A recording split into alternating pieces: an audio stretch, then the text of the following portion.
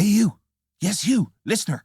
We want to thank you for making the David McWilliams podcast, the very one you're listening to right now, the 5th most listened to podcast this year.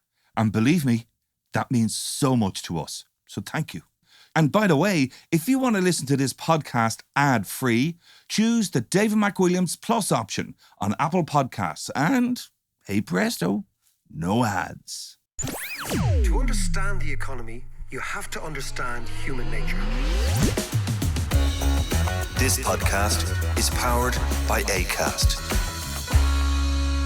How are you doing there? It is time for the podcast. A very, very, very big week in Ireland. We have an election on Friday. John, elections. Yes, elections. Schmections. I am sick to death of elections. Go on. And By the way, I can just tell you, he just came into the basement about 10 minutes ago with a big woolly green Christmas jumper on him, looking as if he's about to do the Stations of the Cross, which he still may well do. I might do. But there was something on his mind and he wasn't prepared. He was not prepared to give it up. I'm not having it. And what is it? I don't know about you, but I've been listening to the radio, and I listen to the radio a lot. But in the last week, I've actually turned it off because, okay, it's election time and everyone's doing their pitch, and every program and every station have their debates and all that kind of stuff, which is fine. But it's the same people. Yeah. I say there's a rake of taxis outside RTE, taking them into News Talk and then taking them to JFM and then back to RTE, and they're the same debate to the point where, you know, I pick up in the morning and then I'm driving around in the evening or whatever it is, and I almost know what they're going to say. But here's the thing that gets me is that it's really clear what needs to happen. You know, we need housing, we need infrastructure, all that kind of stuff. And they're all saying more or less the same thing, just dressing it up. Then they're accusing each other of stealing each other's ideas, which is... But they have no ideas. This is the whole thing. The pool of ideas is so limited that it's hardly surprising they're robbing each other's ideas. Yeah. Because I think one of the strange things in Ireland is that because the manifestos are so similar, it's probably fair to say ideology doesn't matter. There is no ideological difference, really. There is a managerial problem. Well, I was going to say that. Is the it's the weird thing, whereas you come off something like the American election or the British election or the French election, and you have very, very entrenched positions on either side. You know what the suite of goodies that you're voting for, right? In Ireland, it's like, you know, if there's a sense that a Labour Party idea is gaining more traction, suddenly Fine Gael robs it, right? And then if Fine Gael robs it, Fianna Fáil rob it. And then, you know, the Social Democrats rob it. And then the Shinners are trying to... So, by the way, dear listener, we're going to talk about Ireland today in the context of the fact that this is the last podcast before the election, number one. And number two, we're going to try and gain a little bit of altitude from the incessant noise that is driving my friend over here, Mr. Davis, bonkers. And we're going to look at what are the issues, what are the macroeconomic issues, can they be fixed, are we without imagination, are we using our brains enough to find solutions to problems that are not insurmountable in other countries, but we seem to suggest they are here. But lastly, an important thing to offer is the following. Down at Kilconomics a couple of weeks ago, we had a thing called Reasons to be Cheerful, the last gig. And I was sitting beside Martin Lusto from Argentina. And he made the point that every time he comes to Ireland, he's been coming since 2009, right in the crash. Yeah. And he's making the point, this economy has recovered amazingly. He says, every time I come to Ireland, people are richer, people's income are higher, the wealth of the country is increased, unemployment is lower, public spending is higher, right? The gap between rich and poor has grown as well. My point is that while Irish people, and we are complainers, and we moan, and we are actually dealing with a society and an economy that is broadly and relatively successful in both historical terms and in contemporary terms, in the sense of given where we came from and relative to the rest of the world. But I do take your point. So this podcast today, John, is going to be about 2 or 3 normal ideas, number one, and number 2, going to be about 4 big things that we should concern ourselves about, not the little things that are annoying you. Yes. Right? Well, do you know, it's funny you should say that, because I was reading the other day in the Irish Times. Great paper. Amazing economic columnists. Amazing. I mean, tip top indeed. And one of them, Olivia Kelly. Oh yeah, a proper journalist, exactly. No, but she wrote a piece on Dublin City Council, and she was talking about the derelict homes and the derelict buildings, which are scattered, as we well know, all around the city and all around the country. All around the country. But it would cost in around 50 grand to do up one of these and make it livable. Yeah. But Dublin City Council are saying, no, we can't do that. We don't have the money. Right. Okay. So and you have a view on this. Let us answer that question. In order to answer this question, John, I want to start in a city called Turku. Okay. County what? It's probably an Offaly, right? City called Turku in the middle of the 1990s, right? Right. Turku is a city in Western Finland. In fact, I think it's the second or third biggest city in Finland. I think you've got Helsinki, Tampere, and Turku, or maybe it's Helsinki, Turku, and Tampere. Right. Okay. So it is an amazingly beautiful city on this archipelago of islands. Used to be occupied by the Swedes, so there's dual language. Oh, right? yes. Dual language, right? Yes. Now, Finns are known for 2 things. Yes. They make us look like teetotalers, yes, paddies, and they don't speak very much. Right. In fact, they choose silence. So they drink more than us, but they talk far less than us. So for the Irish mind, this is very perplexing, right? Because the more we drink, the more we talk. The more voluble we get. The more they drink, the louder less voluble they get. And they start by not saying much at all. So I am there in the middle of winter. So it is dark at around, I'd say, 2:30 in the afternoon. Yeah, right? Yeah. And it's freezing cold. But it's got that sort of Scandinavian beauty. And you kind of expect this is the way the winter should be. But I'm there doing something very interesting. For me, at least, I thought, right? Maybe not for anybody, hopefully for people in the podcast. It was my first time ever in Finland. Yeah. And I was in the municipality of Turku. You mentioned Dublin City Council? Yeah. Turku City Council. Right. And Turku City Council were issuing bonds on the international market to the bank I worked for, UBS. And UBS was selling those bonds onto investors. Right. So think about this, right? Yeah. So when they had a housing problem in Turku, they figured out, okay, how much does it cost us? Okay, great. Let's issue a bond and fix things. So the councils, the Cork County Council, Dublin County Council, Galway County Councils, they were self-financing. So they didn't wait for the Finnish government to issue the bond. They issued the bond themselves. So they borrowed. So they had the capability of borrowing. Okay.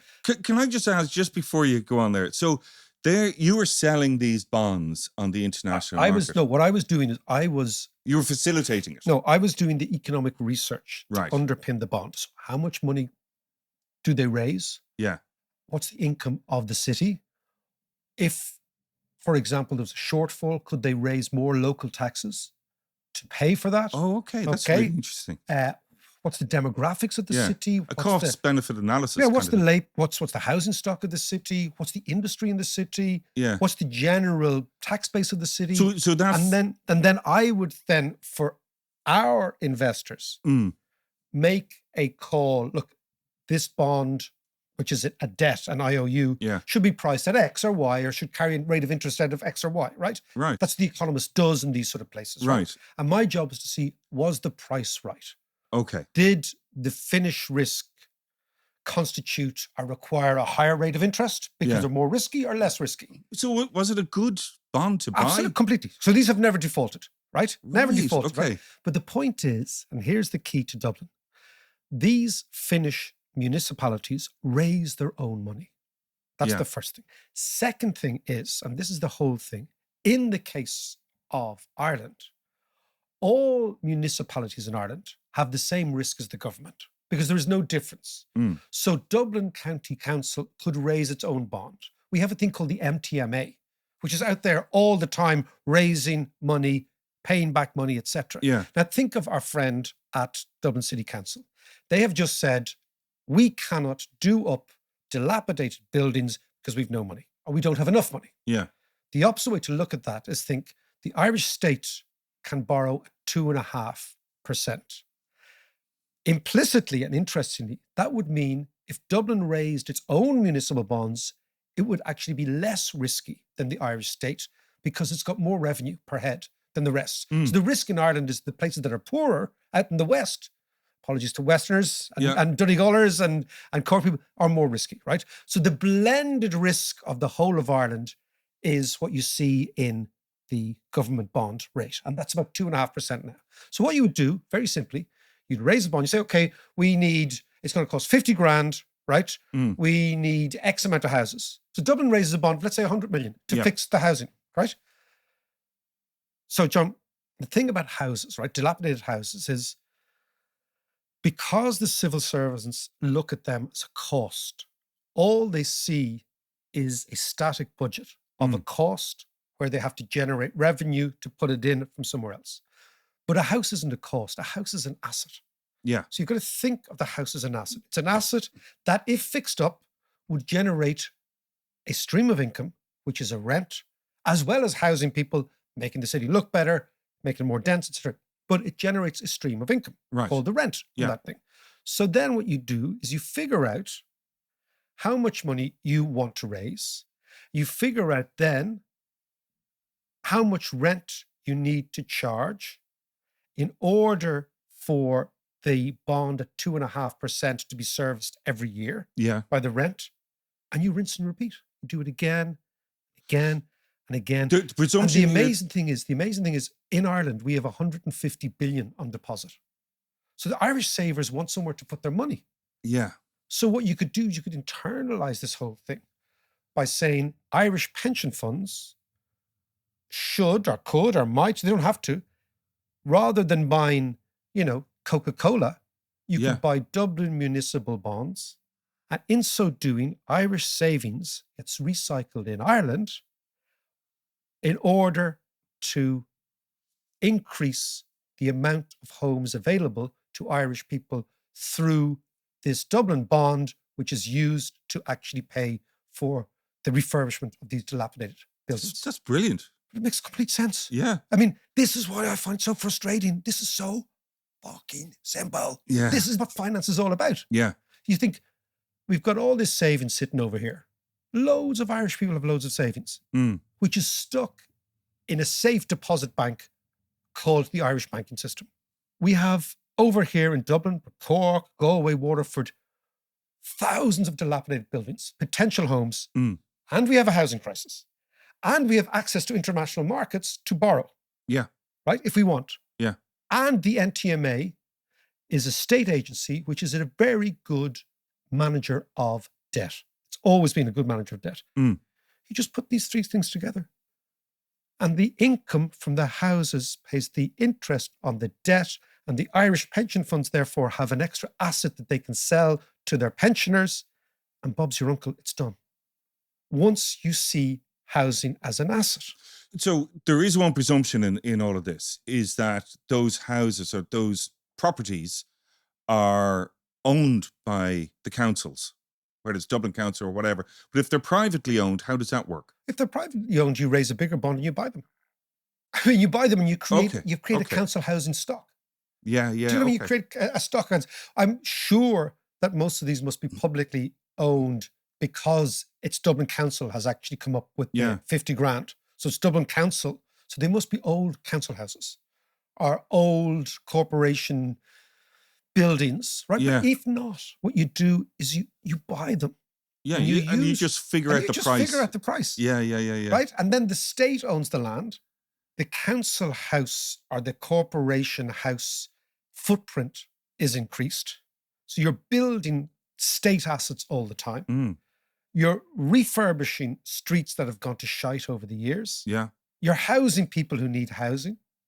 You're creating a dense population in the city, which you want to do. And you're giving Irish pensioners an asset, a stream of income that accrues to them into perpetuity. So basically, you're linking Ireland's problems, which is housing and dilapidation, with Ireland's success, which is pension funds and the fact that there's savings of 150 billion. And it's all done. Amazing. So Yes. easy. Yes. So that's the sort of stuff we should be talking about in the election. Exactly. But this is the imagination, or the lack of imagination, that you're hearing on the radio day in, day out. A little tinkering around the edges with all these giveaways, but no one single big idea. Yeah. It's a kind of a small idea. Like when I said Turku, you looked at me and said, where? Like, Yeah. most Irish people have never heard of Turku, right? Yeah. This is a small town in Finland, right? Very similar size population to us, similar GDP to us. But what they have is, and this is the key thing, they have decentralized government. So the local council has the capacity to raise taxes locally. And we don't do that. We took that away. So we have, when we talk about infantilizing, we have infantilized local councils as well. So they're basically, in effect, begging from the state. This doesn't require, or does it? We spoke before about local mayors and elected local mayors. Yeah, it doesn't require them, but that would kind of be helpful. I mean, nothing more girds one's loins, John, than a hard budget. Oh, man. I'm telling you. You can read that anyway. The gimp suit is over there, as you know, ready and waiting. Yours. Exactly. No, but a hard budget sorts everything out. Yeah. A soft budget is where you make mistakes. So the problem is that Ireland infantilized local government in 1977 when we got rid of rates. Now, 1977 is almost older than us. Right? Explain that. So basically every house paid rates, Yeah. water rates and things like this. And that was like every house, like, so where we lived in Windsor Park, everyone paid rates, right? And you paid rates in order to finance the local government, Dún Laoghaire Council, so the Dún Laoghaire Council could cut the grass. But we pay local property tax. No, but before that we used to pay rates, right? Right, okay. And yeah. rates was this really, really brilliant way of financing local government, right? Which the whole world pays it, right? It's kind of in effect a property tax, right? Yeah. But it's basically to pay, Dún Laoghaire Corporation doing the water and doing the harbour and making sure the roads are okay and synchronising the traffic lights, John. Synchronising the traffic Very lights. important. Very important. Of course, Fianna Fáil, in their Fianna Fáil way, Jack Lynch Yeah. decided, how do I buy this election? Do you know what I'll do? I'll tell everybody they don't have to pay rates, which is in effect like giving a subsidy to everybody. Yeah. So let's say you pay rates of 100 quid a year back then, give it away. So they gave it away. Right. And they said, you don't have to pay rates. So nobody in Ireland has any And they responsibility. didn't replace that with anything at the time. No, and they've nobody in Ireland has any financial responsibility for the local area. None. Right. So now what we Yeah. do is we have civil servants in the central government doling out sweeties. Yeah. So therefore, the role of the local councillor is to agitate for more money. Yeah. But there's no responsibility once they get that money to raise money, and there's no real budget. So the budget, therefore, is in the central government. So we are entirely at the intellectual mercy of the intelligence of the financial people in government. And that is something that I have suspected for many years. Yeah. So something like this, when Dublin City Council says we've no money, how is it possible that in the country that is one of the richest in the world, with a thriving economy, which is absorbing in migrants, which is a sign of success, whether people want them or not, this is a really good sign of success. We have a massive budget surplus. We've 10 billion for the fucking Apple money. As I said, it's in a little jar over the telly, right? There is no monetary shortage here. It's just a shortage of imagination. And we have a massive, massive, massive saving ratio, which is rising and rising and rising as Irish people save. Yeah. And the money is stuck in the banking system and it's doing nothing. And they're not even giving you interest on it. Yeah. Feckers. Yeah. Do you know what I mean? True. So, rant over. Okay. No, This but that's is- a great idea. This That's is what should be central to the election. And all you're getting is, who wants a Mars bar? and actually, sorry, just before we move on, the other thing about Finland is they solved their homeless They did. problem a number of years ago. And they did. And why did they solve it? Because they intended to. They just said, we cannot live like this. Yeah. And they went and solved it. And they built houses using this finance Okay. all across Finland. They don't have a homeless problem now. Yeah. Amazing, but kind of normal. Yeah. You wonder why the guys aren't over there with their jotters and pens. No, yes, they are over there. They're on jollies. Oh, all day. All day they're on jollies. They're in the middle come of back Turkey. with some ideas. No, we go on a jolly. We go on a fact-finding mission to Turku, which means we will take a few jotters, take down a few notes, go on the lash, expense everything, go out for really, really nice meals and dinners and eating reindeers and have no intention whatsoever of implementing anything. I see where the problem is, though. Where is it? Because they go on the lash and then the fins clam up and they don't speak. Exactly. They're expecting to get little pearls of wisdom late at night. The fins go all silent and start listening to death metal. It's like a Scandi death metal band. Let's go for a bit of a break.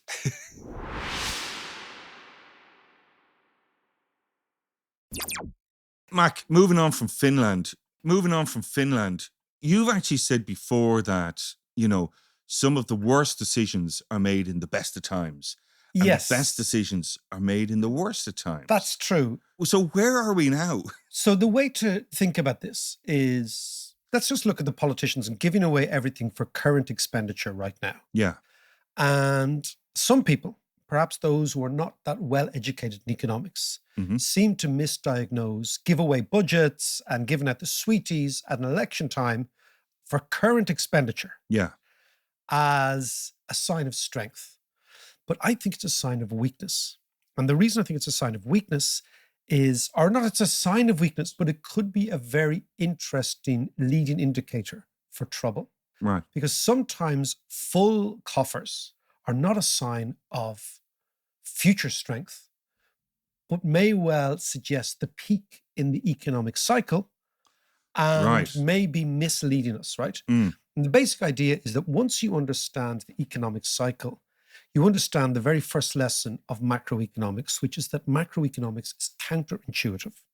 When you think you're doing well, you're at your most weak. And when you think you're at your most weak, essentially the only way is up. So it's that sort of idea that you have to get your head around the economic cycle. So right now in Ireland, we were talking about just a minute ago, taking an asset, getting a stream of income, creating a debt to correspond with that asset and financing things. Logical, internally consistent, and makes sense. Right? Joining the dots, basically. Exactly. Whereas giving away Mars bars is not joining us because you're actually pissing the money away. And if you're pissing the money away and you've got loads of money, you're really confident about the future, well, that's fine. But in Ireland, we should be worried about the future because there's lots going on.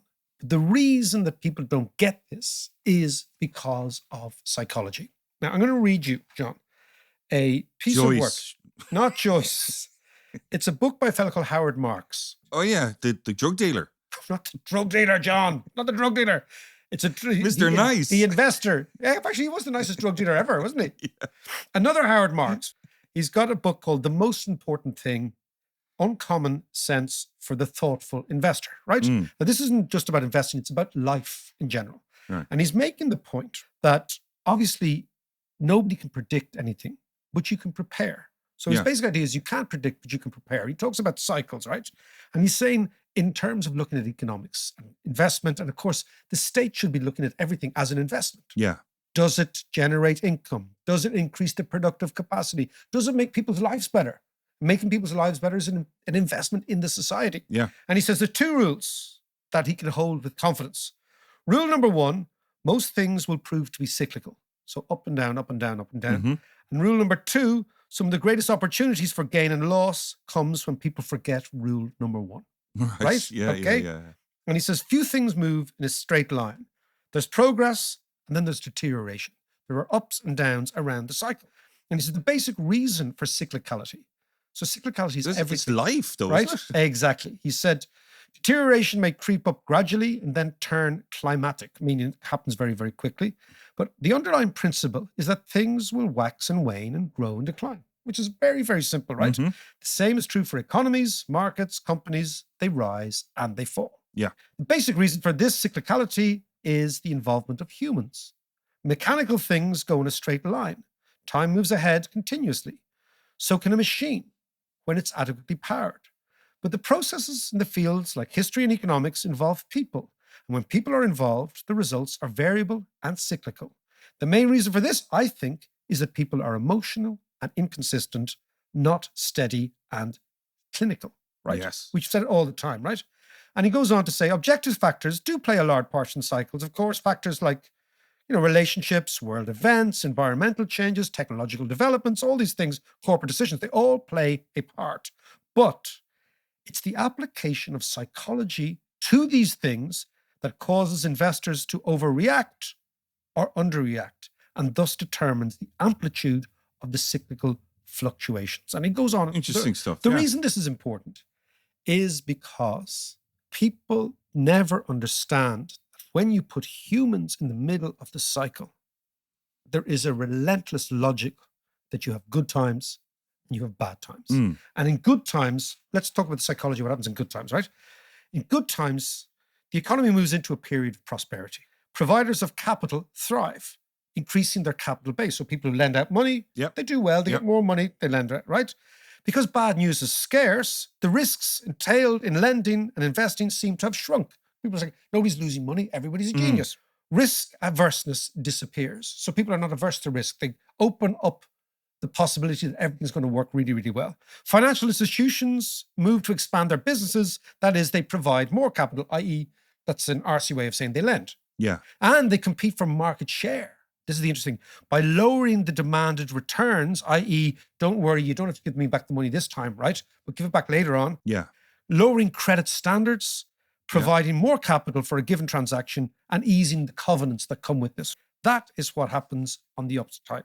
Yeah. On the downside, right, some losses emerge. These cause lenders to become more discouraged and they shy away from the business.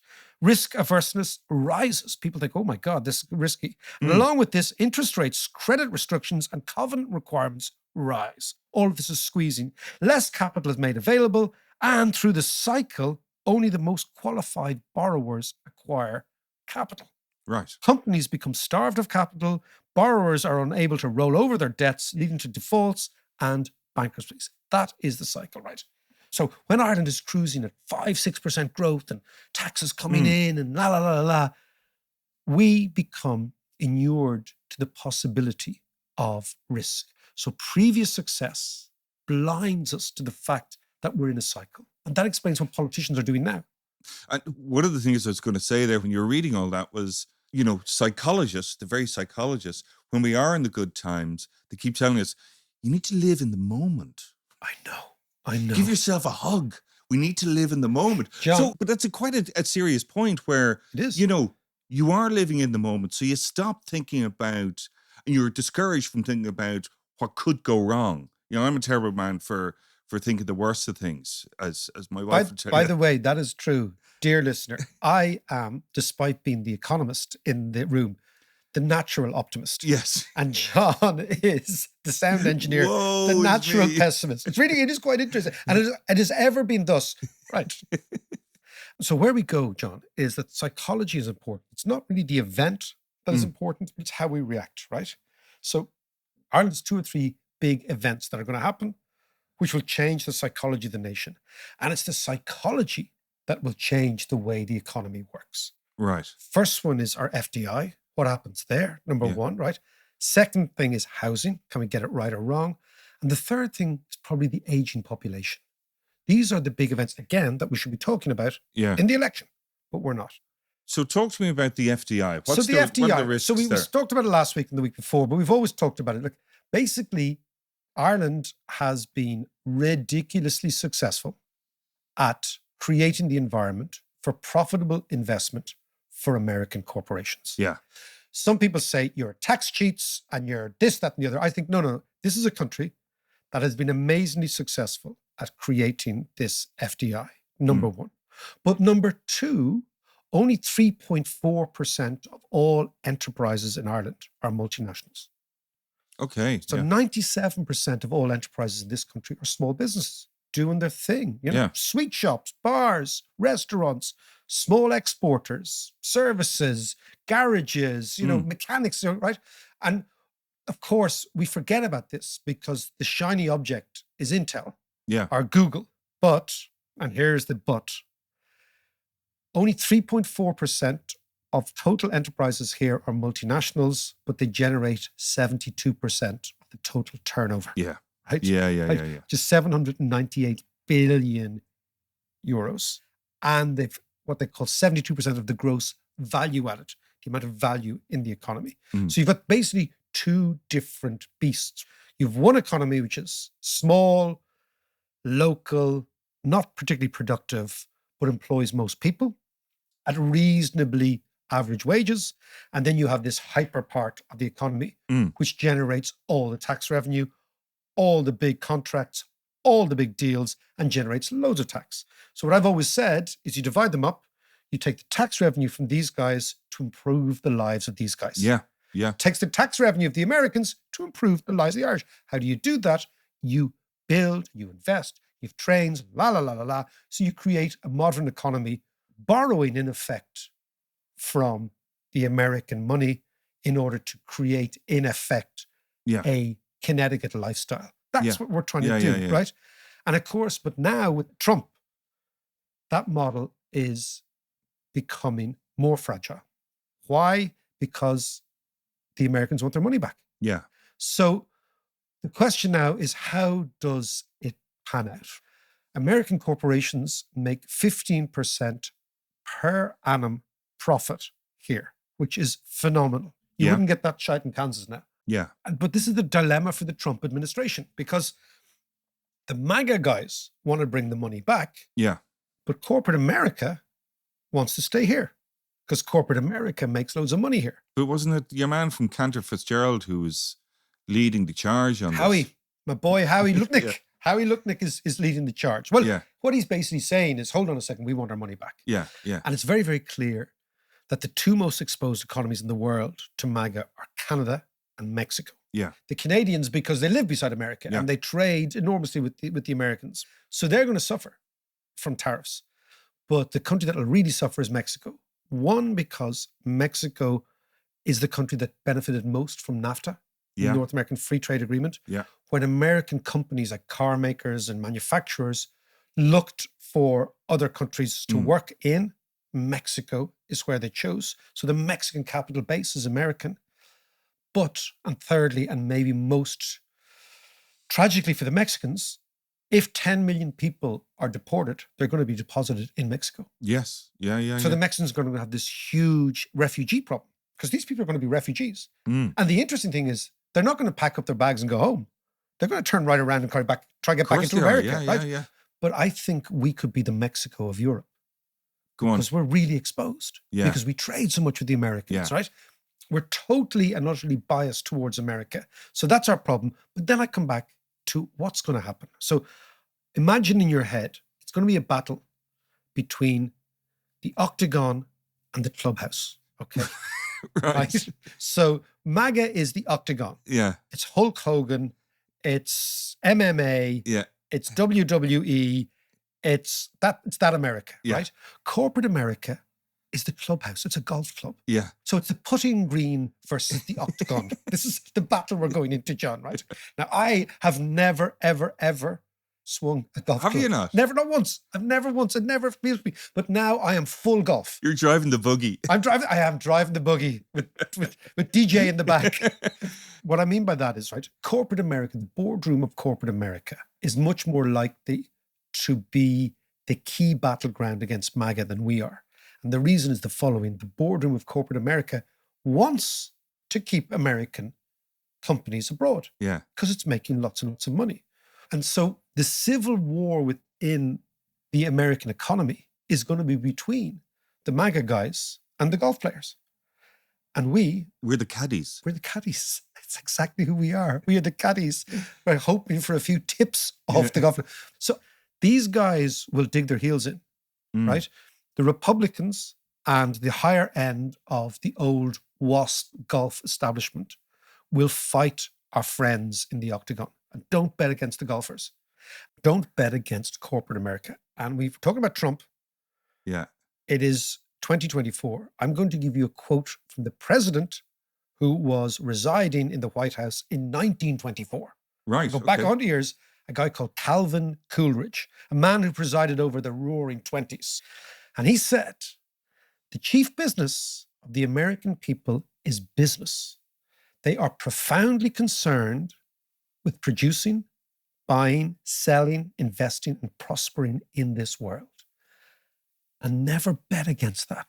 MAGA is not American business, it's American populism. And what I think is that MAGA has in its soul a very European populist idea. But the DNA of the Americans is much more pro-business. It's quite different. Yeah. And I think the showdown is not going to be between the Democrats and the Republicans or the liberals or the trans or the, woke or la la la. It's going to be between the Octagon and the clubhouse. Let's just not bet against those lovely, respectable people who play golf, because they're actually hard as nails.